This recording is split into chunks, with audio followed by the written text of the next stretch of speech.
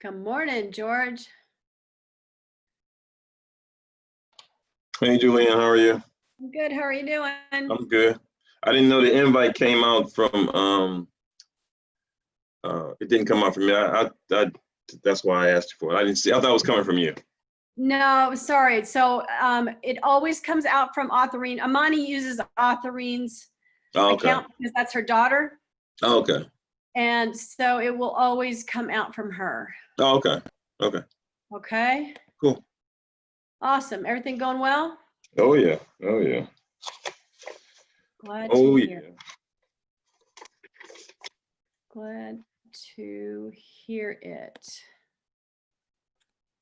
We will wait and get started.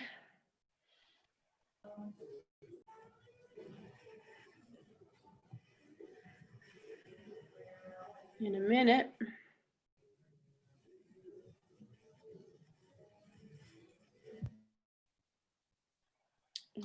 Let's see. I'm gonna do.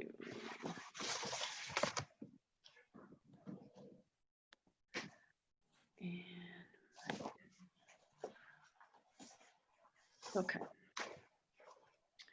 All right. Good morning.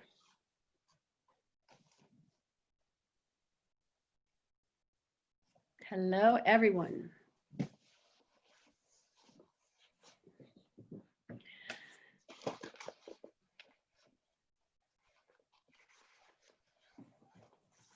Hey, Stan. Good morning. How you doing, Dan? Good. We're set for later this afternoon, yes? Yes, that's correct.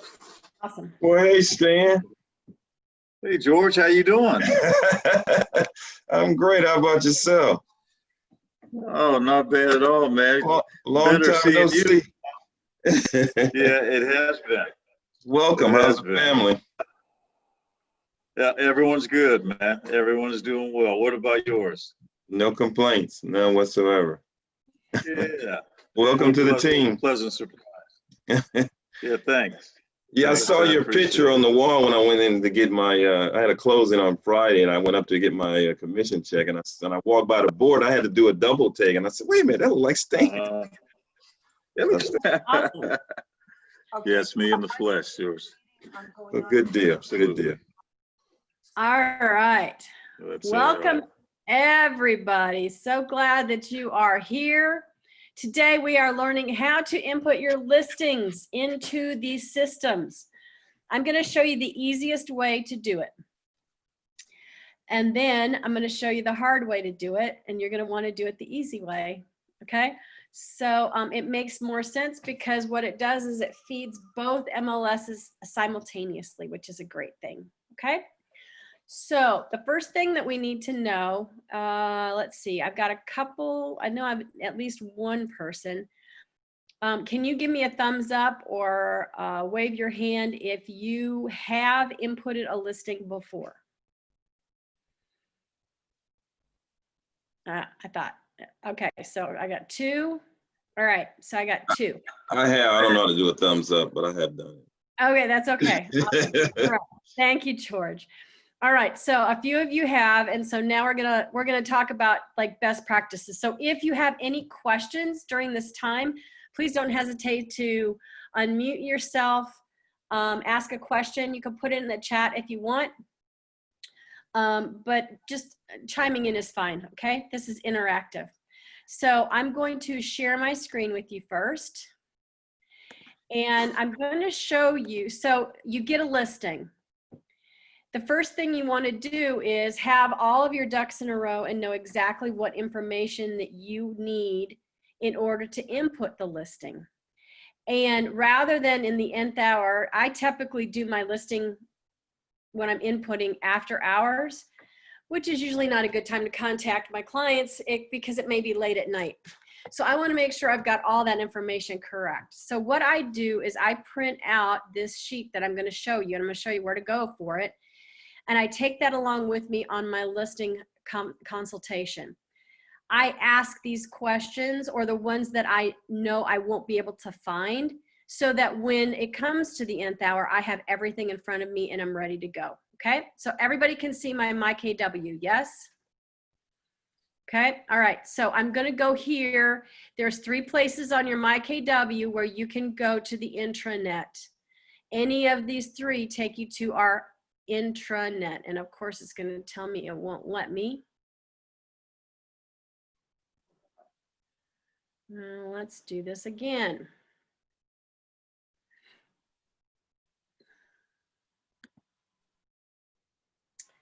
Oh, you've got to be kidding me. All right. There is another way. My computer has been acting up. I'm going to have to figure out what's going on.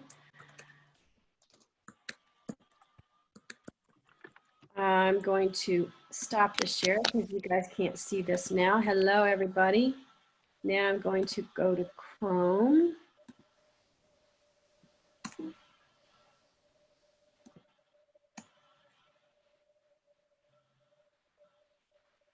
All right, can everybody see? Welcome to my, can you see my MyKW now?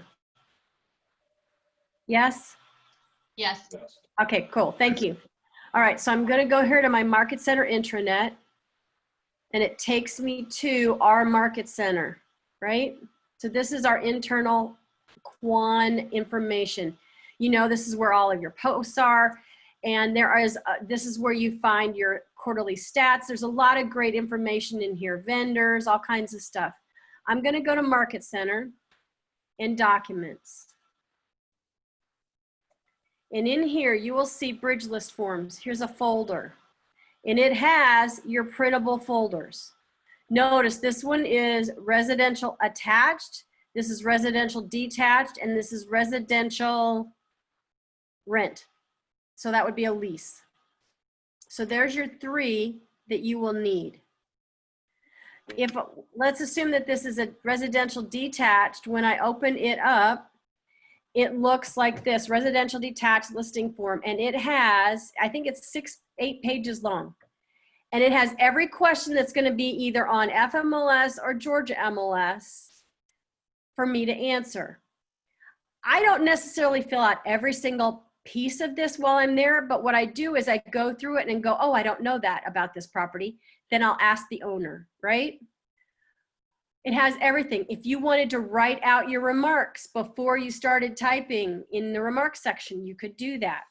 But you definitely want to take a look at all of the options. So when you go under lot feature or architectural style, it shows you all the options that you have. See how helpful this is? It's good for you to know what questions there are, and if there's anything that you don't understand, you can find out ahead of time before you're in the middle of it. Okay? Questions about this form? In fact, let's go through it right now because there are some things that I want to bring up. So you've got the address that you have to put in. You've got your legal description, which you will get from your warranty deed is the first place to get it from, of course. Your tax parcel ID number you would get from Realist Tax. Anything that is starred on this piece of paper means that you must complete it in Bridge List. It's required information. If it's not, you don't have to, okay? So the schools, check the school districts. I'll give you a great example. I was really busy one year and I used a contract to close company to input a listing. I put down which elementary school it was. That elementary school had closed. I didn't know that. It's not an area that I usually sell into. I should have, but I didn't. And because the person couldn't find it, they put a different elementary school. They put other. I didn't get hardly any showings at first, and I couldn't figure out what was wrong. It was because that elementary school was wrong. Once I fixed it, I got lots of showings. So you definitely want to make sure your information is correct. And you can go to the school county websites, and there's a map, and it'll show you which schools there are, okay? All right, the listing agreement, we know that for us, we will always check exclusive agency, okay? Exclusive right to sell is more of a,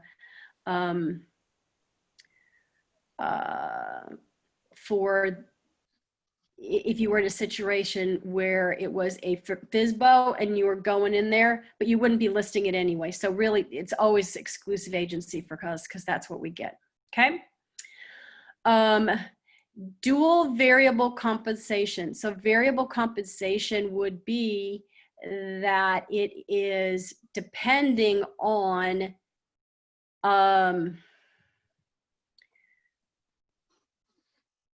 how do I put this? It varies on price. So typically we're not going to check this box. We are going to check the percentage, and we're going to put the buyer agency compensation, which typically is 3%. Okay. Rarely would you put the flat fee unless it's a very inexpensive property and you and your buyer have, your seller have already identified that it's just going to be a flat amount, and then you would put that amount in there. All right. I do not put the owner's name on any of my listings. Anybody got an idea why I don't want to do that? Because you don't want anybody Well, else you to don't call want them. anybody Yeah, else nobody to to call call them. on your. Right. Exactly. I don't want to put their name or phone number. So I may put of record, and then I put my phone number here under the other owner phone number. If they're going to be calling expireds, I want them to have to work for that information. Okay. So I'm not just going to hand it over to them very easy. All right. The sell broker agent present offers. So you would click that box that yes. Include an InstaView tour. That creates, it takes all of your pictures and puts it in kind of a rotating, like picturesque, almost like a tour or a virtual tour, but it flips it, you know, picture after picture after picture. So I would put yes. Allow the internet address to display. I would do that. Okay, so that you can get more exposure for the internet. Allow the AV display. That is the automated value. I don't check this box, ladies and gentlemen, and I'll tell you why. The AVM is what Zillow uses for their estimates, and we all know how lousy those estimates are. I feel like it's a deterrent if I've got an incorrect value displayed somewhere near my listing. I want them to see the price because I've done a good job in pricing it, and I don't want any confusion. So I typically don't check that. It's up to you whether you want to or not. Okay. But we know that those AVMs are not accurate. Okay. Allow the internet listing display. Any of you that were on a team meeting, and this is something I just learned and it makes perfect sense. Dennis O'Reilly mentioned that if you don't check this box here, when you're doing it in Bridge List, then when you go back in, you can pick one or the other, probably Georgia MLS, and click the listing display as yes. And then you won't have it show up twice on Zillow, Realtor.com, Trulia, all of those. But if you click yes and it's Bridge List, because it's feeding both of them are going to report it, and you'll have two listings on the showing on the market. Okay. And then allow for internet comments. Again, that's up to you. Somebody could put ugly comments on there, and it could really deter your ability to show the house. So I typically don't check that box, but it's really up to you. Okay. You do Hey, need Julianne, to put, real quick. yeah, Julianne, yeah, real quick. Okay, yeah. go that part again where you just said as far as checking that last box, you say you do or you don't? The one about allowing it to go to both listings. I don't, this one right here, this listing display, Mm-hmm. I have in the past checked it, but from now on, I'm not going to. But you do have an extra step. You have to go back into one of the MLSs after you've posted it live and click yes, so that it feeds FMLS, Georgia MLS, all of those. Hey, When you Julianne, check, yeah. I'm sorry, keep going. I had another quick question when you're finished. Okay, so if I check this box here, FMLS and Georgia MLS, because I'm feeding both and I'm sending them both out at the same time, are both going to put it and display and list it. Which means when people are searching for that property, they're going to see two listings. If I don't check that box now, but I go in and put it into one of them, then it'll only show up once. Does that make sense? Yes. Okay, cool. All right, question. The Kathy? third box, allow internet address display. You did check that? Yes, I do. Okay. And then I do not check the The allow last three. comments. Yep. Okay. All right, you do need to put something in each of these boxes. And if there's nothing, you put 0. Okay. All right, so this is the year that it's built, the year built details. So was it, which this doesn't make any sense, ladies and gentlemen, because year built details, wouldn't that always be a new construction?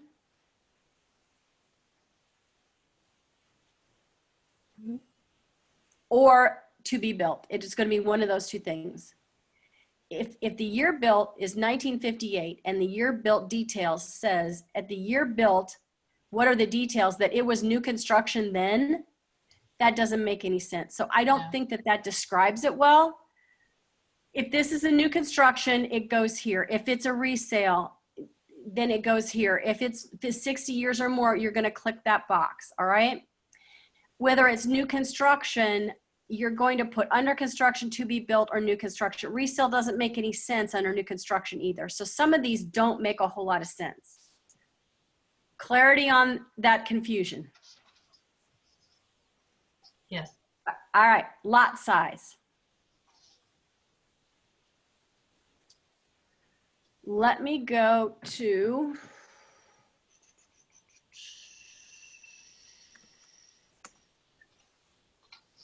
don't give me that.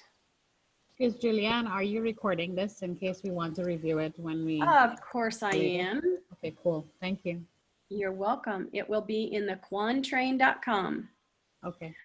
Okay, so you know that when we go to Matrix and you go to Public Records Realist, you guys can see this, yes? Mm-hmm. All right, so it's going to take me to Realist. And it's going to ask you for an address, and I'm just going to put mine because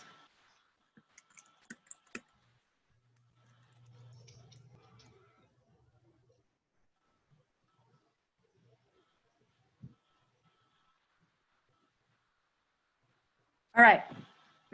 Here is my lot square footage and my building square footage, okay? If I go straight down to the bottom,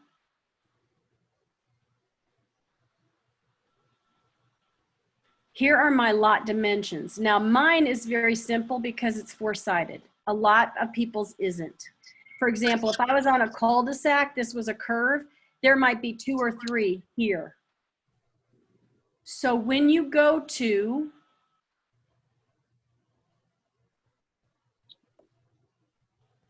dimensions, you have to put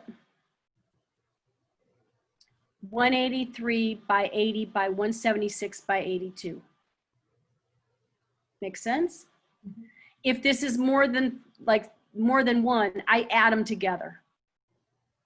Okay? If it's an odd shape, you can do 5, 6 is pushing it, but you want the dimensions, and it will only allow you to put the dimensions in there. Okay? So that's what you want, are the dimensions.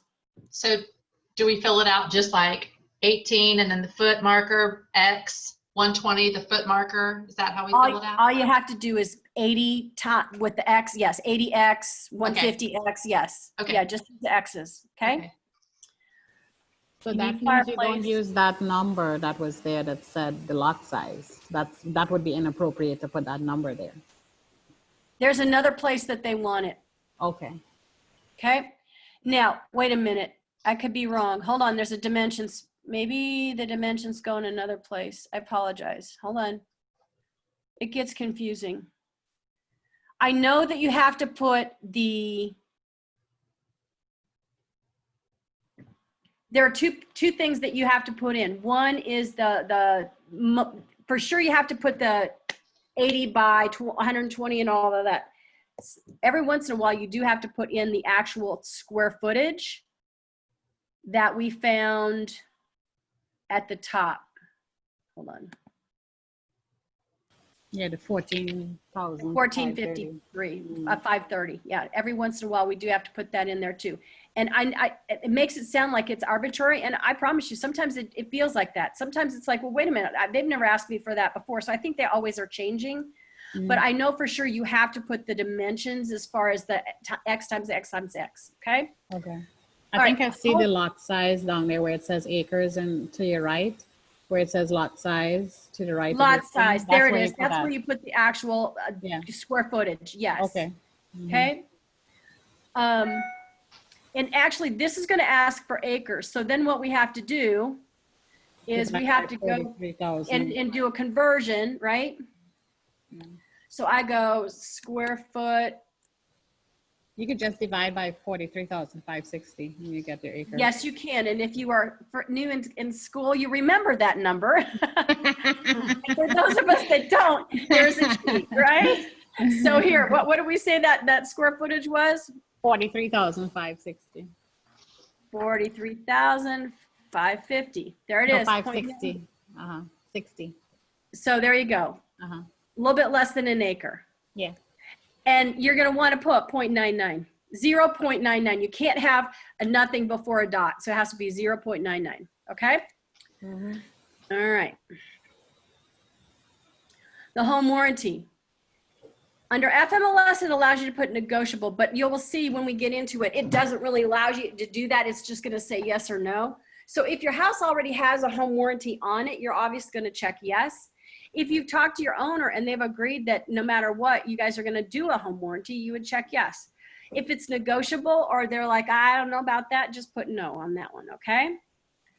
Then your ownership, if it's detached, chances are this is going to be fee simple. Very rarely, I can't even imagine a situation where it would be a condo for detached, okay? And your acreage source, your best bet is public records. But there are sometimes when you are putting the public record number in and it won't accept it. It says that that's not correct. So then go to owner or other and then it'll accept it. It gets a little persnickety sometimes, all right? Especially around the square footage of the house. You go most of the time off the tax record or public record, but sometimes, again, even though that is what the public record says, it doesn't accept it. So it gets a little squirrely. Now, above this, notice this isn't got a star, so you're not required to put it in. But the good news is in the realist, where is it? When I scroll down here, if this information is correct, it shows me above ground and ground floor and finished basement square footage. So I can put that information in if it's important. Why might I want to put that in? Especially if there's a basement.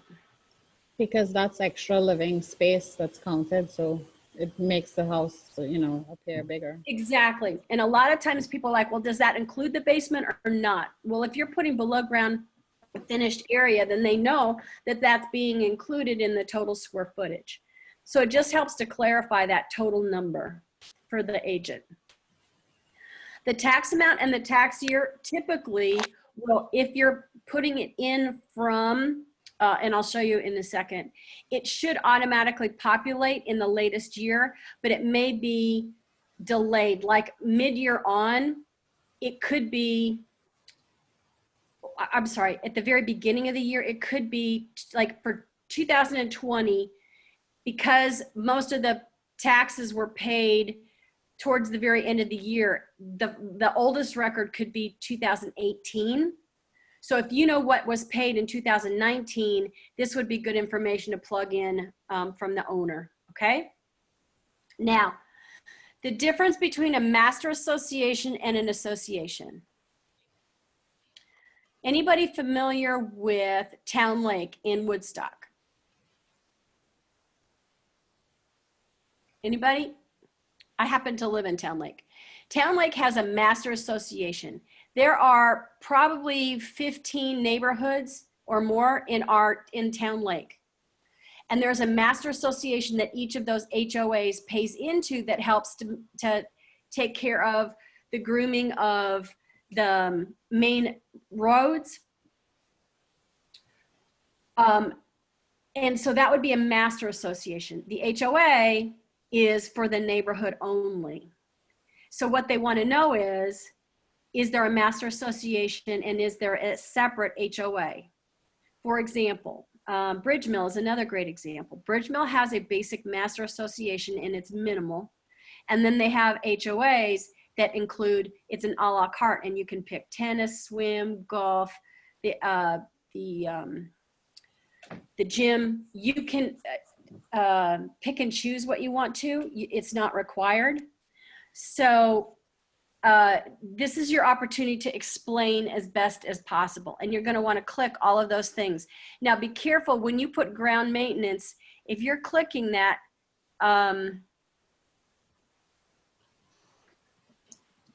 ground maintenance means that they're covering the maintenance of the individual owner's yard. So I typically, you know, when you first see that, you think, oh, well, they take care of the grounds in the public areas. But if you check that box, someone's going to think that it means that it covers the house itself. And that would be incorrect. Okay. An assessment due, that would be a special assessment if there was something going on, like they were having roads redone, or there was pool needed to be reglazed or whatever, and they needed to charge extra for a certain year. That may be possible. If there isn't a special assessment, you need to check that. Is there an owner second on the house, meaning like a HELOC, right? Will the owner finance it? They really can't finance it unless they own it outright. And then is it assumable? Which type of loan is assumable? This is a pop quiz. VA. Nope. No. Good try. Any of your federal loans are assumable. Yes, FHA loans are assumable. Okay. So with all interest rates, the way that they are, it makes no sense because somebody can probably get a better rate right now. Keisha, didn't you say that your person was able to get a 2 point something? No, Somebody- no, that wasn't me. It wasn't was you. me. That was right, Mandy. Somebody told me yesterday. It was Mandy. Her buyer's got it 2.99. 2.99. I mean, that's just like, that's crazy. Oh, So that's even if it was assumable, it may not be a big deal if it's assumable at 4%. Nobody's going to take them up on it, right? But if interest rates are up around 8-9% and somebody's got an assumable loan at 3%, you can bet that they're going to take advantage of that. Okay. All right. Now, please note that this says public remarks here. And it does not here. I'll show it to you in the other spot. All right. So we're going to look at all of these different features. So the setting. Unless you have all of these, like they're on a golf course or on a lake or on a river or a creek, you're going to put other because it doesn't fit. And we certainly don't have any ski resorts in the area. All right. Then these are the features and you can click and it gives you an amount and we'll see how many you can use. I like to use as many as possible because it gives descriptions. And if you were on Tracy's class on Monday, you saw that the better the description, the better. So the more information we could do here, it frees us up to have the words to describe living in the house and more flexibility in the way we describe it. Okay. All right. How many stories is it? And if it's a ranch with a basement, it is a 1-story house. We don't count the basement. It's anything above ground. If you do not know these architectural styles, I highly recommend that you start Googling them so that you can know them on site. We don't have a lot of Victorians or Tudors or Mediterranean or French Provincial around the area, but there's a lot of craftsmen. There's a ton of country right now. That's a big deal. There are some contemporaries in our area. They typically are those houses that have the slanted cedar siding and lots of angles. And we don't have many Cape Cods, but there are some of these, so you want to know exactly what they are. All right. And then rarely are you going to fill in anything in the special circumstances unless you're checking. It could have been recently renovated, sold as is. Sold as is means you're not providing disclosures. In what situation would you not provide disclosures?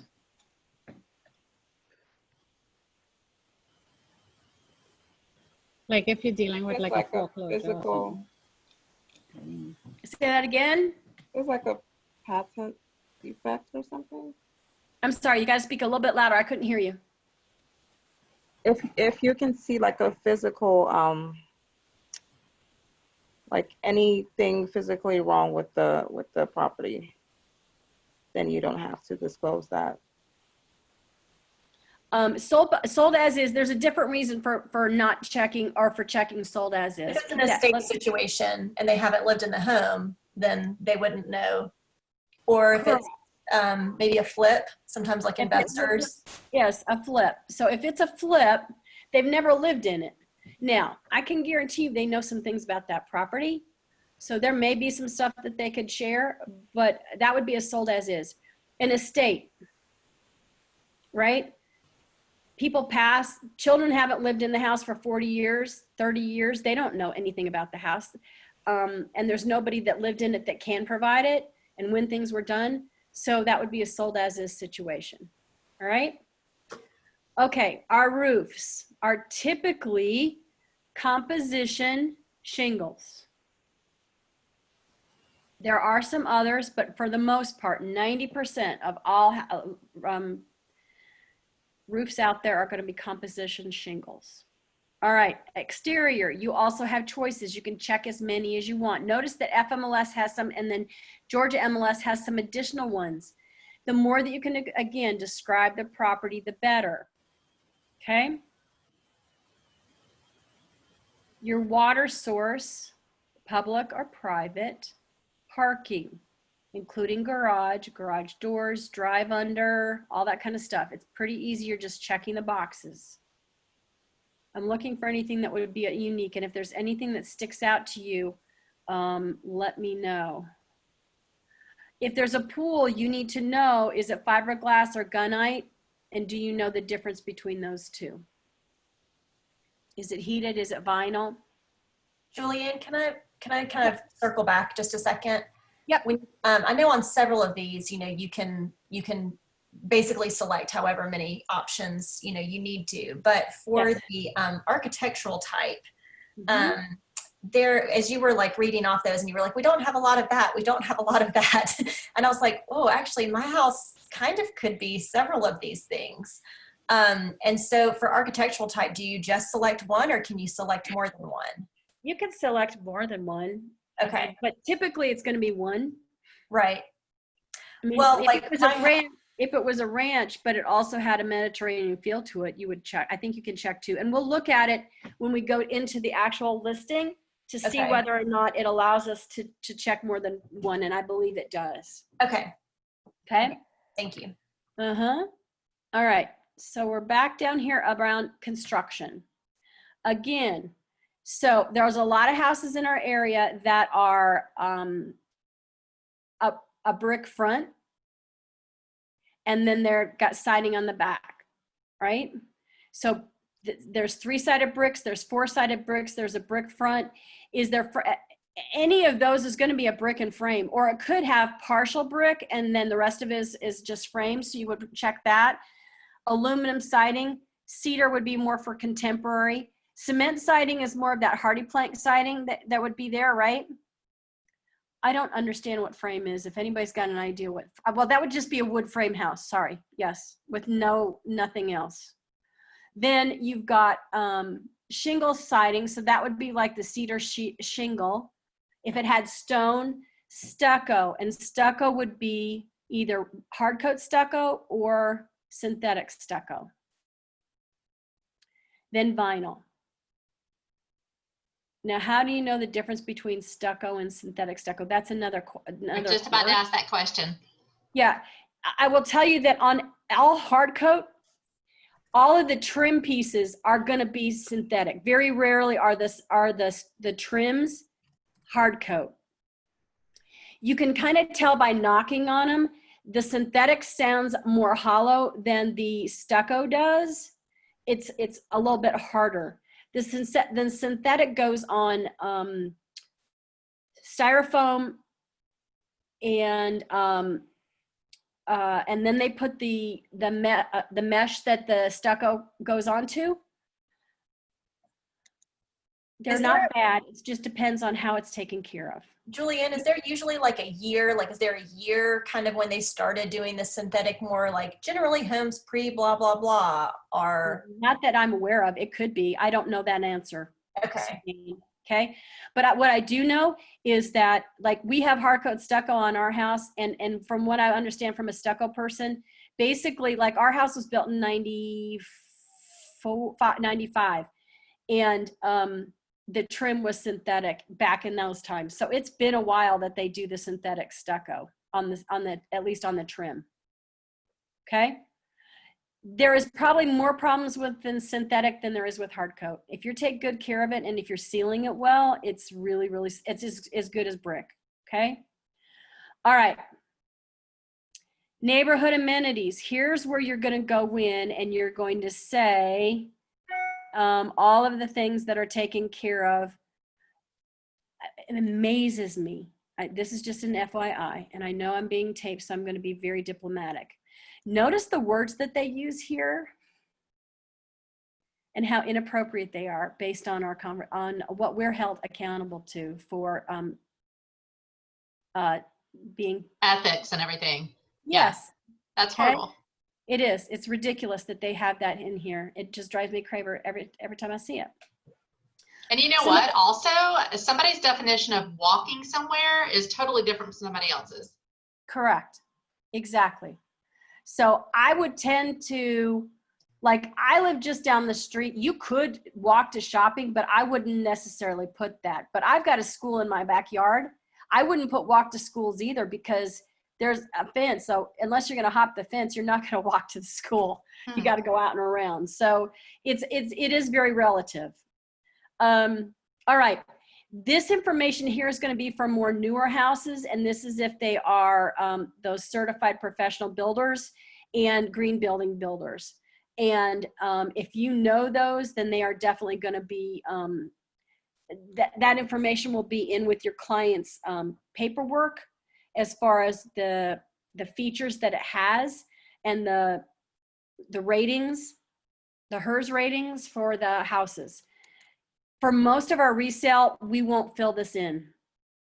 Just won't happen. All right, interior. Again, you're checking as many as you can. What does smart home mean? Let's make sure we all know what that means.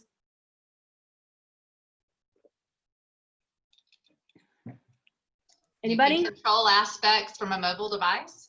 You can, absolutely. So anything that has a Nest or a Wink or anything like that, even programmable, doesn't even have to be a Nest. It could be, no, it would be a Nest. Because you can program it, but it's not smart. It doesn't relate to your, it's adaptable, right, to the way that you live. All right. Permanent stairs to the attic. Those are the pull downs, right? I'm trying to look at anything else. So sustainable flooring would be something like cork.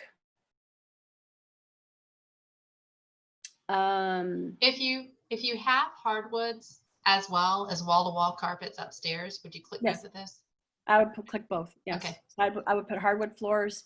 If I got hardwood floors anywhere, I'm gonna check it in there because Okay. people are looking for that, right? Okay. Same with tile. If there's tile, I'm gonna put it. Now, you know the difference between hardwood floors and pine floors. Pine floors tend to be the longer, the bigger, wider planks, okay? Which is weird because it is a hardwood, but they have that separate. That would be more in a cabin style. So pine floors are not hardwoods. It has to be either or. I would check them both. Okay. But I mean, a pine floor is definitely more cabiny. Okay. And then here's, this one is, this room thing is very unique in that you have to be careful because you can't, in my opinion, I could take a room and go, well, you could be an office, it could be a library, it could be this, it could be that. If you checked all of those, but you're talking about one room, then the description is false because it makes it sound like there's all of these rooms that there aren't there.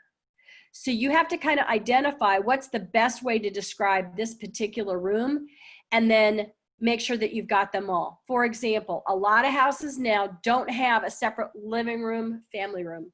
They have a great room. Right? You walk in, there's no formal living room. There's just a great big old room. I consider that more of a great room, especially if it's open to the kitchen. Same with a bonus room. A bonus room is usually upstairs or downstairs as extra living space. Separate den, separate living room, sunroom, screen porch. Nothing unusual here. If you've got a master on main, you make sure that you check it because that's important. An in-law suite typically needs to have a full bath and usually some kind of kitchen amenities so that they could live separately versus just in a room downstairs with a full bath. And a roommate plan. So a roommate plan would be separate bedrooms, each with their own bathroom so that they don't have to share. Okay. And of course, a stubbed bath would be a situation like in a bathroom, in a basement where you had it stubbed, but it was not built out yet. All right. Same with kitchen. So kitchen top, solid surface would be something like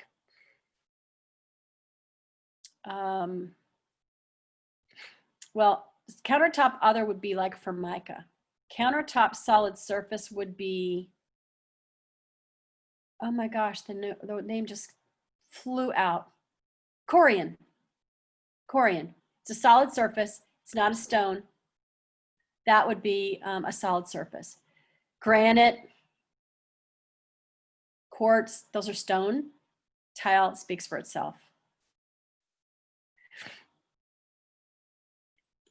Keeping room is a special like sitting area in the kitchen, right? I think that covers it. Trying to look at all of these. So this just came up today. We were going through a listing and it's getting ready to go live, and she had heating electric. Ladies and gentlemen, in our area, 95% of all of the heating is gas. It's natural gas. So if somebody says to you, well, it's electric, you need to confirm it and just say, really? Are you sure about that? Because both heating and water heater, most of them are gas. It's just the way we're set up. And electric, and the HVAC is electric. So if you know that, it helps you as you're getting ready. All right. Here's some green features. If they have replaced with thermal windows, you would want to put that in there. Some people have a timer on their water heater to save energy so it's not running all the time. If they've redone their roof and they put roof vents in, or if they have, there's attic vents, and then there is where is it? Ridge vents is pretty common. Where is it?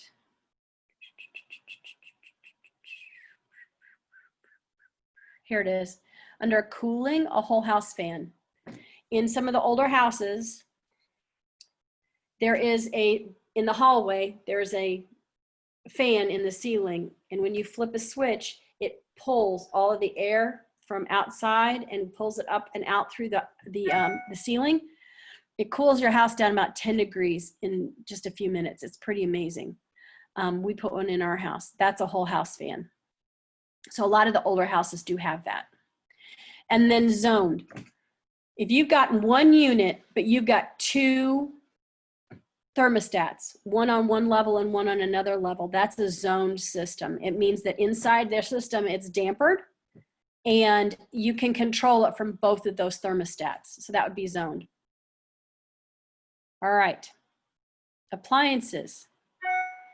Make sure that you know whether or not the refrigerator and the washer and dryer is going to be included. Now that will be again in their seller's disclosure, but make sure that you have it correct here because people are going to look at that. And typically with the listing, refrigerator and washer and dryer are not included in appliances.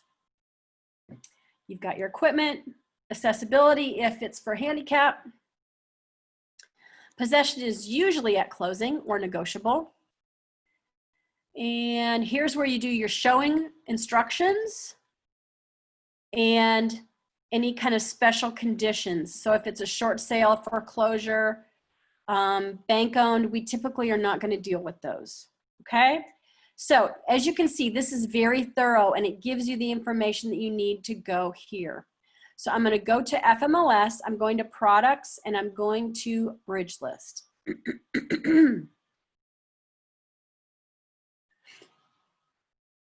All right, so I'll just open up one. So if you were opening a new one, you would go here to new listing. And I'm just going to use my address.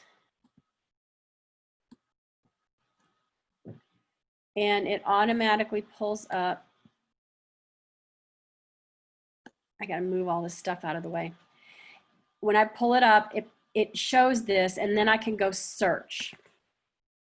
And I can look and see if this is correct. It will automatically say, okay, well, here's your tax ID number.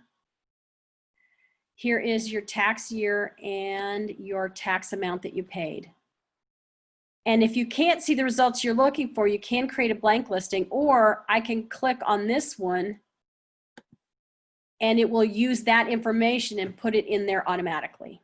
All right. So notice anywhere where the red dot is, that's what you have to fill out. So you're going to fill out the property type, all that kind of stuff. You want it to target into both of these. Okay.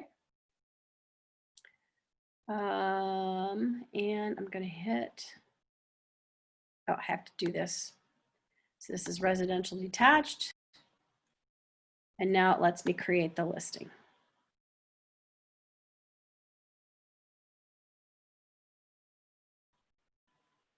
Okay. So you'll notice here on the left-hand side that I'm 15% into my listing. There are 109 things that I have to fill in. As I go along here and I fill them in, once I've completed it, so this is active, this is active. So as soon as I fill these all in, notice the check mark over here on the left happens. So I know if I've got everything that I have to have going along here. All right. Now let's go to remarks because I want to show you this.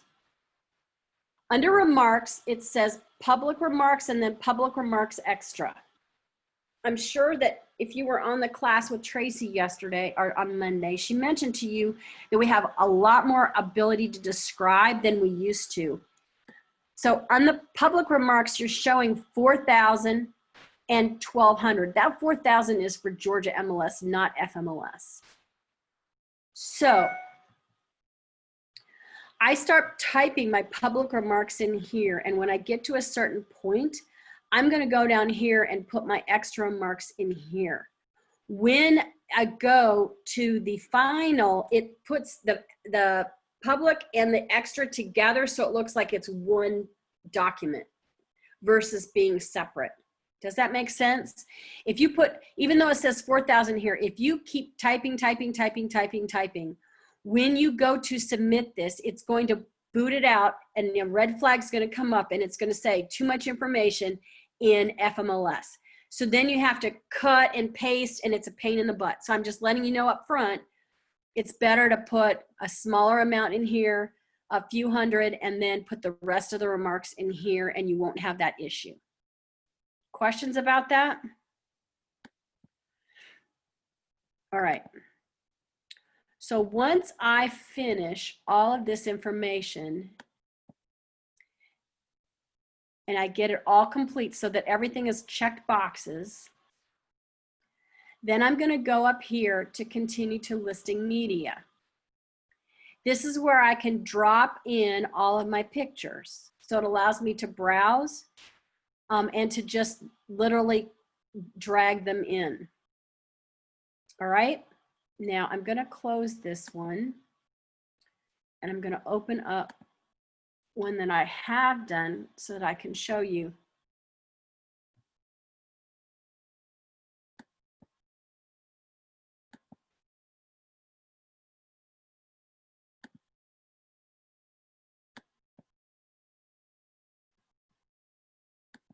I'm going to go to listing media. When you input your pictures, they just randomly come in certain orders or certain order.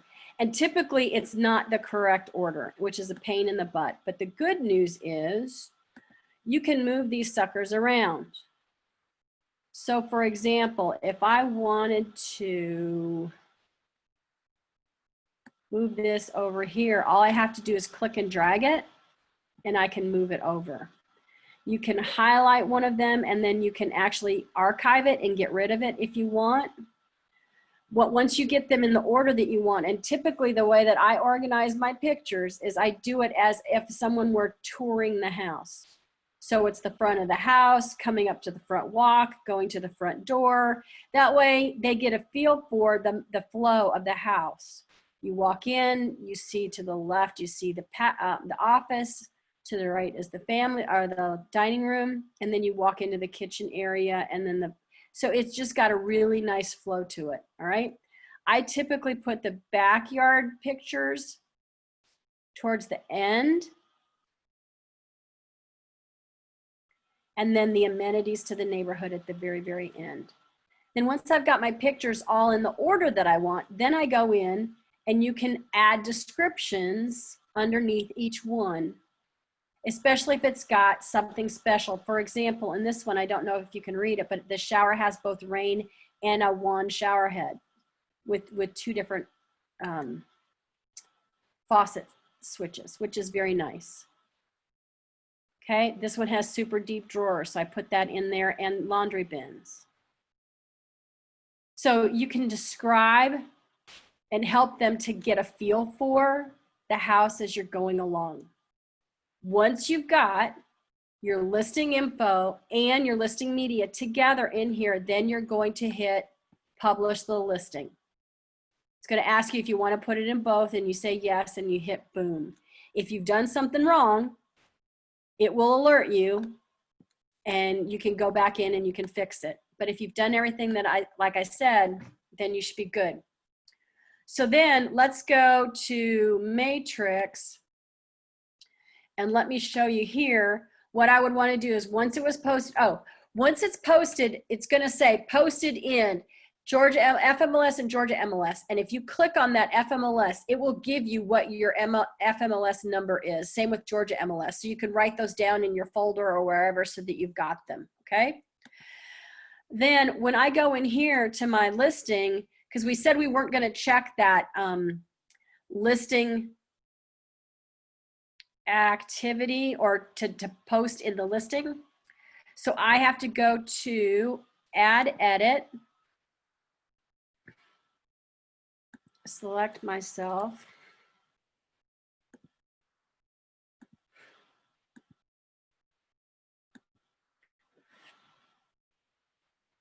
I'm going to go to the residential input. And then I would go down to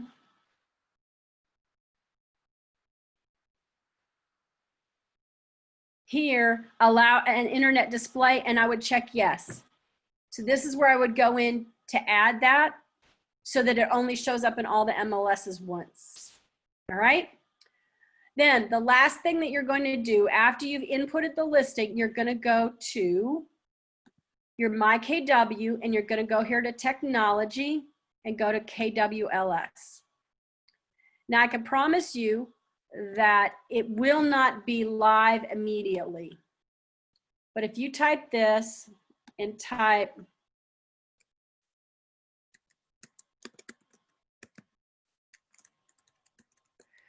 Laurel Crest and hit search, what you want to do is make sure that this information is correct. Now, typically, it's going to pull from Georgia MLS. Because Julianne, I don't Yeah. think what you're showing on the screen, telling us about, is what's showing on the screen. It's not showing up. Uh-uh. The KWLS is not showing up. All you have is My KW, and it got stuck on the My KW. Okay, hold on. Let me reshare. Okay. Thank you for that. There, can you see that? It says 920 Laurel Yes. Crest. Okay. Yes. What I did was I hit find a listing and typed it in, and this is what pulled up. And I want to check to make sure all of this information is correct, because this is the place where all of the third-party websites are pulled from. So FYI, when you're going to do an open house, I come in here and post my open houses here as well, because I don't want to wait, because we have no control over how long it takes. So I think it's faster if you do it in here as well when you're posting your open houses. Okay. So you just make sure that the information is correct. This is also where you're going to do your green sheet if you need to. Okay. But you're checking it there. All right. That's a lot of information in a short period of time. What questions do you have about inputting your listings? What's the green sheet that you just made reference to? I'm sorry. Green sheet is how you get paid.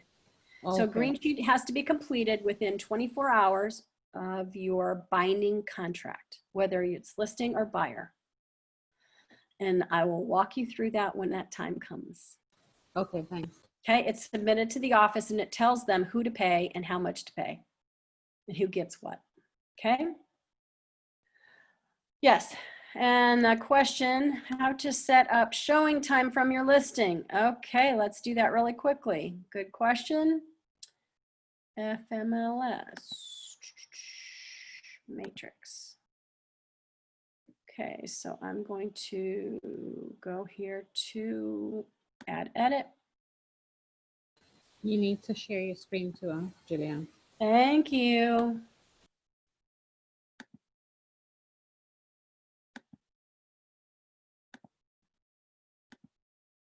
All right, everybody can see here. Yes. When I go to the add edit button and then I pick the property, I go here to manage showing time. And under here, you can determine whether they can request online or not. Oh, they've got a new configuration for virtual appointments. That's cool.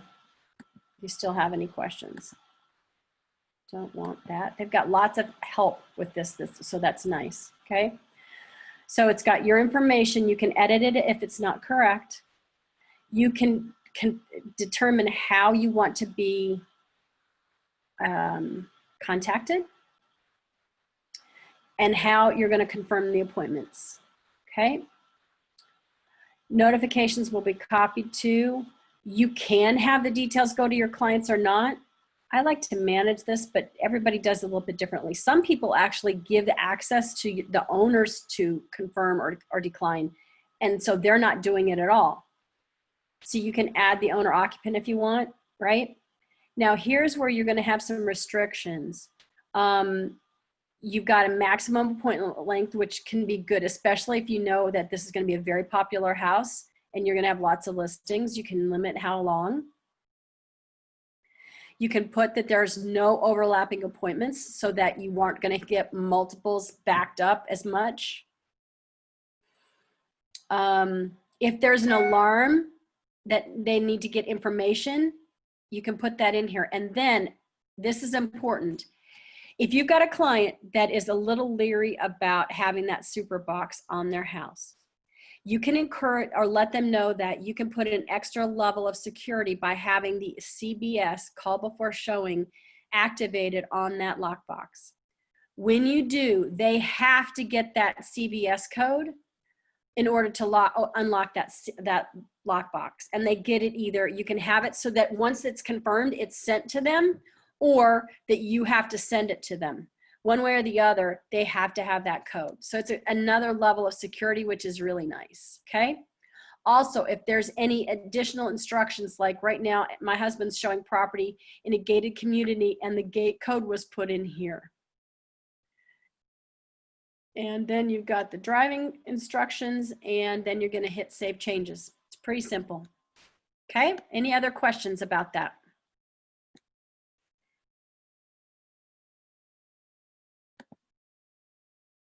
We good? Contract to close will do the listing. Oh, so there are some companies that are set up that they will go ahead and you do pay them up front for that service, but they will input the listing for you. Kimberly also does that on the side. I can't remember how much she charges. 50 bucks, $25, $50, I can't remember. But she does do it. It's really not that hard. Once you've done one, I promise you, it can take you probably half an hour to input a listing once you do it the first time. Everything that you do the first time is going to take you longer, right? But after you get comfortable with it, it should be fine. Oh, and is there a way to have the disclosures automatically sent to confirm the appointments? Yes. So stay here for just a second longer and I'll show you. And then let's see here. All right, I'm going to go to, everybody see FMLS up? Somebody let me know. Yes. Okay, great, thank you. I'm going to go to products and go to RDocs.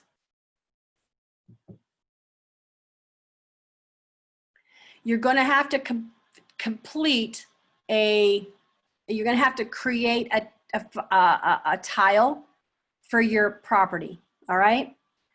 And then you're going to upload your disclosures in here so that you would have them. So let's say, for example, that I wanted this particular property and I'm going to go to the documents.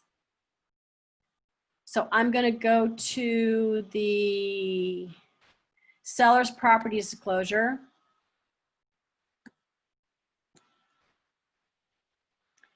And I'm going to work with that document. Nope, I'm going to add that document. I'm going to upload it.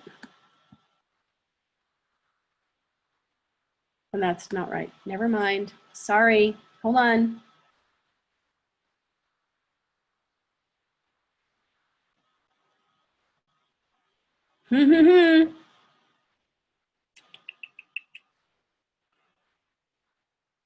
It's been a while since I did this. I can't remember. Hold on. Let me think.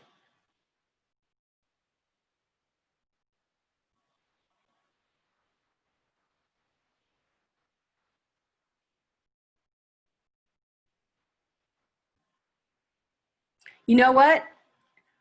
We are out of time. And what I'm going to do is make sure that I know how to do this. And then I will do a different class on RDocs and how to input those. It'll be a super fast one, and I'll do it on our next call, okay? I apologize for that, but I don't want to waste your time, and I got to figure it back out again because I forgot. It's a tricky thing, and there's one button that you have to do in order to make sure that those documents go live. So let me make sure that I know how to do it again, and then we'll make sure that you guys know how to do it as well, okay? Thank you for your patience. All right, you guys, I hope I covered everything except that, and you should have no problem in inputting your listings, okay? Thanks, Julianne. You're welcome. Talk to you guys later. Thanks, Julianne. Uh-huh. Thank you, Julia. You bet. See you later.